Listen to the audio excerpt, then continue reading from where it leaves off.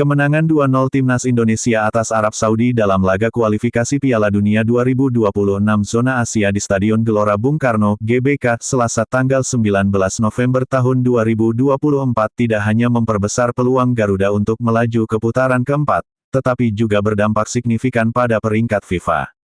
Berdasarkan kalkulasi FIFA Ranking Kalkulator, kemenangan ini memberikan tambahan 19,16 poin bagi Indonesia. Dengan raihan tersebut, Indonesia yang sebelumnya berada di kisaran peringkat 130 dunia kini melesat ke posisi 125. Peningkatan ini mengukuhkan timnas Garuda sebagai salah satu tim Asia Tenggara dengan performa menjanjikan, sekaligus melampaui rival regional seperti Malaysia. Total poin Indonesia kini mencapai 1135,1 setelah mengalahkan Arab Saudi. Tambahan poin ini cukup untuk membuat Indonesia menggeser beberapa negara lain dalam daftar peringkat FIFA.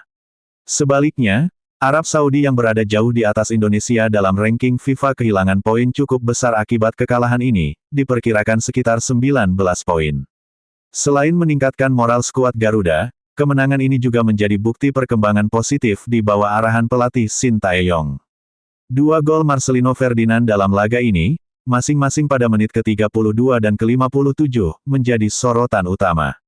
Penampilan solid di lini belakang yang dikawal Maarten Paes turut memastikan Arab Saudi tidak mampu mencetak gol balasan. Namun, Indonesia harus bermain dengan 10 pemain menjelang akhir laga setelah Justin Hubner mendapat kartu merah pada menit ke-89. Meski demikian, keunggulan 2-0 tetap terjaga hingga peluit panjang berbunyi.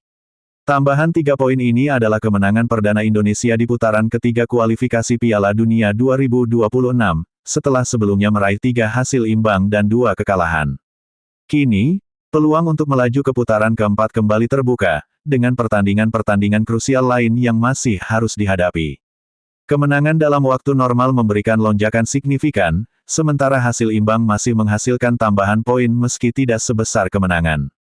Kemenangan atas Arab Saudi juga menjadi momen penting bagi timnas Indonesia untuk mendapatkan dukungan penuh dari supporter GBK dan seluruh masyarakat Indonesia. Dengan determinasi tinggi, tim Garuda kini siap menatap laga-laga berikutnya dengan percaya diri untuk melanjutkan tren positif ini. Akankah momentum ini berlanjut dan membawa Indonesia semakin dekat ke panggung Piala Dunia 2026? Semua mata kini tertuju pada langkah timnas Garuda berikutnya.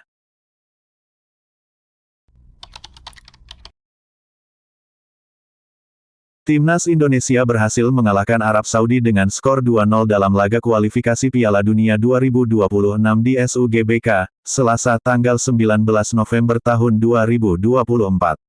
Marcelino Ferdinand mencetak 2 gol spektakuler di laga ini.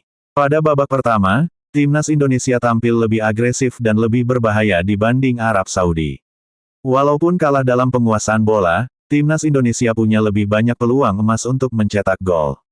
Timnas Indonesia bisa memimpin 1-0 lewat gol Marcelino Ferdinand di menit ke-32. Menerima umpan matang dari Ragnar Oratmangun di dalam kotak penalti, Marcelino melepaskan tembakan keras yang membuat bola bersarang di pojok kiri gawang Arab Saudi.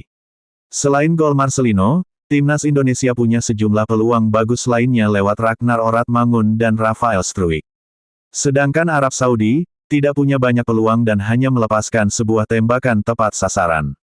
Memasuki babak kedua, Hervé Renard memutuskan menurunkan Abdullah Al-Hamdan untuk menggantikan Mohamed Al-Kahtani. Arab Saudi langsung berusaha menekan timnas Indonesia begitu babak kedua dimulai. Timnas Indonesia kemudian sukses menggandakan keunggulan di menit ke-57. Marcelino kembali jadi sosok yang membobol gawang Arab Saudi. Gol ini tak lepas dari kecepatan Kelvin Verdong dalam skema counter-attack. Verdong berlari hingga kotak penalti dan melepaskan umpan sambil terjatuh. Marcelino menguasai bola dan langsung melepaskan tembakan. Bola sempat diblok namun bola kembali jatuh di hadapan Marcelino. Melihat Ahmed Al-Kassar maju, Marcelino melepaskan tembakan cungkil. Bola melaju pasti ke dalam gawang. Arab Saudi lalu menurunkan sejumlah tenaga baru seperti Abdullah Radif, Musab Al-Juwair, dan Saleh Al-Sehri guna meningkatkan serangan. Timnas Indonesia juga memainkan Nathan Chuaon untuk menggantikan Tom Haye di menit ke-68 sebagai tenaga baru untuk membendung serangan Arab Saudi. Pratama Arhan dan Yakob Sayuri lalu menyusul masuk di menit ke-78. Timnas Indonesia lebih memilih menunggu serangan Arab Saudi dan berharap pada serangan balik cepat. Arab Saudi sendiri beberapa kali membahayakan gawang Timnas Indonesia. Namun Maarten Paes bisa mengamankan gawang Timnas Indonesia dengan baik. Pada menit ke-89, Justin Hubner mendapat kartu kuning kedua. Ia pun harus keluar lapangan.